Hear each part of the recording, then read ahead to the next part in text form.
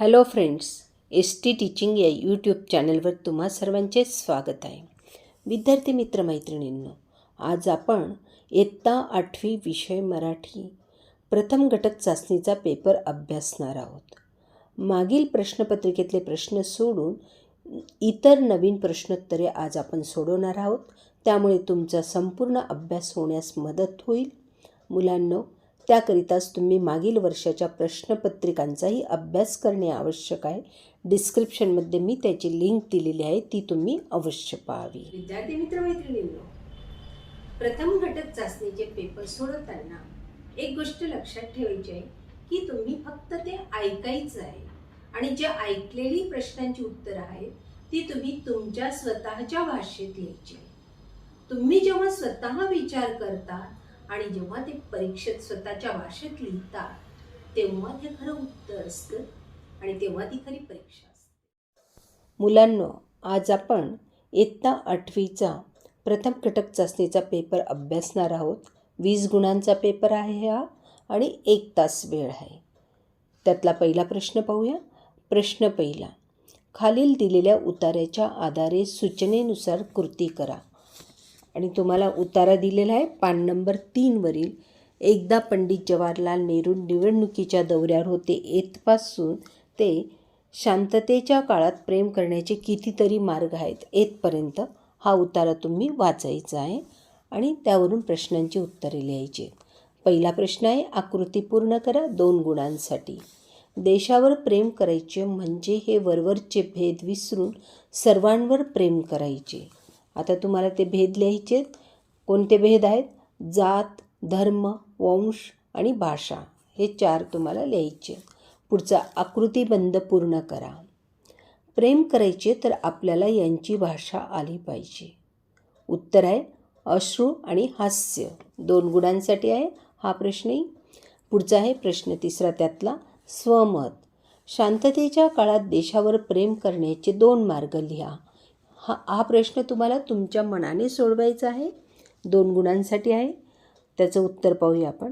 शांततेच्या काळात देशावर प्रेम करणारी व्यक्ती पर्यावरणाला हानी पोचू नये म्हणून पाण्याचा वापर काटकसरीने करीन. प्लास्टिकचा अनावश्यक वापर टाळणे. गावाची किंवा आपल्या आजूबाजूच्या परिसराला शास्त्रीय पद्धतीने साफसफाई करून स्वच्छता राखणे. आरोग्यविषयक माहिती इतरांना देऊन वृद्ध अनाथ व्यक्तींना शक्य होईल तितकी मदत करणे. न्याय, समता, बंधुता व सहिष्णुता इत्यादी मूल्यांची कृतीतून जाणीव करून देणे हेही देशप्रेमच होय. अशा अनेक मार्गांनी देशावरील प्रेम व्यक्त करणे शक्य आहे. कवितेच्या आधारे सूचनेनुसार कृती करा. 2 गुणांसाठी आहे पहिला प्रश्न त्यातला. आणि नव्या युगाचे गाणे ही कविता तुम्ही वाचायची आहे. खालील चौकटीतील घटनांचा योग्य क्रम लावा. तुम्हाला घटना दिलेल्या आहेत. उत्कर्षाचा आणि प्रगतीचा मार्ग दिसला. विज्ञानाचा प्रकाश आला. क्रांती घडली. हृदयातील अशांततेचा वणवा विझला. नैराश्य नष्ट झाले. आता यांचा क्रम लावायचा आहे. तर प्रथम कोणता क्रम येईल? विज्ञानाचा प्रकाश आला, त्याच्यानंतर क्रांती घडली आणि नंतर हृदयातील अशांततेचा वणवा विझला. चौथं, उत्कर्षाचा आणि प्रगतीचा मार्ग दिसला आणि 5वं आहे नैराश्य नष्ट झाले. अशा पद्धतीने तुम्ही क्रम लावायचा आहे. पुढचा प्रश्न आहे, खालील अर्थाच्या ओळी शोधा 2 गुणांसाठी. त्यातलं पहिलं बघूया. माणसाच्या अंगी चिकाटी असली तर तो काही साध्य करू शकतो. आता उत्तर आहे शून्यामधून विश्व उभारू जिद्द असे भव्य. त्या अर्थाची ओळ कोणती आहे? शून्यामधून विश्व उभारू जिद्द असे भव्य. पुढचा आहे, माणसाच्या अंगात जोश आणि मनात नवीन आशा निर्माण होतात. उत्तर आहे नसानसातून जोश उसळतो नव आशा चित्ती. 2 गुणांसाठी आहे हा प्रश्न. पुढचा आहे स्वमत. तोही 2 गुणांसाठी आहे. कवितेतून व्यक्त होणारा कवीचा आशावाद स्पष्ट करा.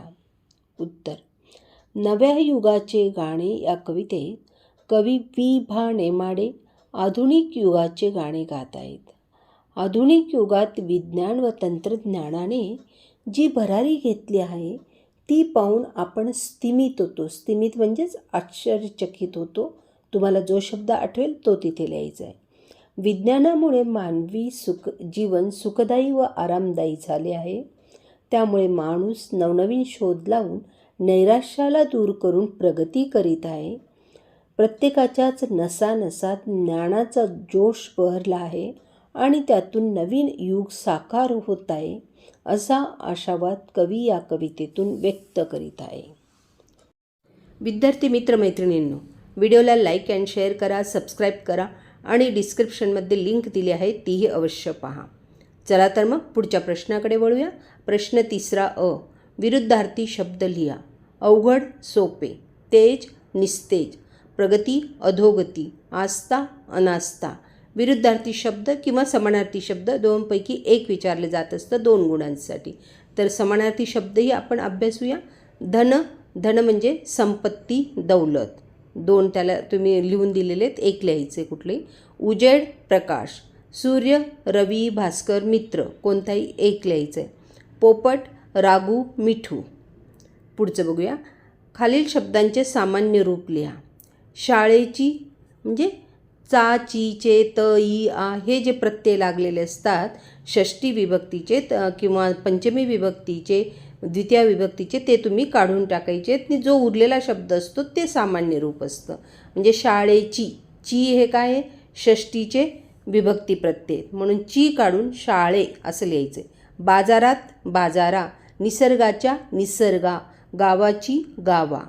किंवा हाच प्रश्न अशा पद्धतीने विचारला जात असतो, पुढील तक्ता पूर्ण करा. मग एका बाजूला शब्द दिलेले असतात आणि त्यांचं तुम्हाला सामान्य रूप आणि विभक्तीचे नाव लिहायचे असते. तर शब्द दिलेले, गावाची सामान्य रूप आहे गावा आणि हा षष्टी विभक्ती आहे म्हणजे चा ची चे. बाजारात बाजारा सामान्य रूप आणि त ई आ हे काय सप्तमीचे विभक्ती प्रत्यय म्हणून सप्तमी विभक्ती लिहायची. शाळेला शाळे द्वितीय आणि चतुर्थीचे हे विभक्ती प्रत्यय आहेत. सलाते सलानाते. लक्षात आलं तुमच्या? पुढचं बघूया. प्रश्न 4. खालीलपैकी एका विषयावर 8 ते 10 ओळीत निबंध लिहा. 2 दिलेले, कधीकधी 1च दिलेला असतो. माझा देश आणि विज्ञानाचे फायदे. तर मी विज्ञानाचे फायदे याचे महत्त्वाचे मुद्दे तुम्हाला लिहून देत आहे. विज्ञान आहे ज्ञानाचे विशाल भांडार. विज्ञानामुळे मानवी जीवन सुखकर व आरामदायी झाले आहे. आज विज्ञानाने जग जवळ आले आहे. आपण हजारो किलोमीटरवर असणाऱ्या व्यक्तीशी क्षणात संवाद साधू शकतो. एका ठिकाणाहून दुसऱ्या ठिकाणी जाण्यासाठी विविध वाहनांचा उपयोग करून वेळ व श्रम वाचवू शकतो. विविध आजारांवर उपचार करून आरोग्यदायी जीवन जगणे विज्ञानामुळेच शक्य झाले आहे. विविध प्रकारच्या ग्रह ताऱ्यांचा अभ्यास करून मानवी वस्ती इतर ग्रहांवर वसवण्याचा शोध विज्ञानाच्या साहाय्यानेच करणे शक्य आहे.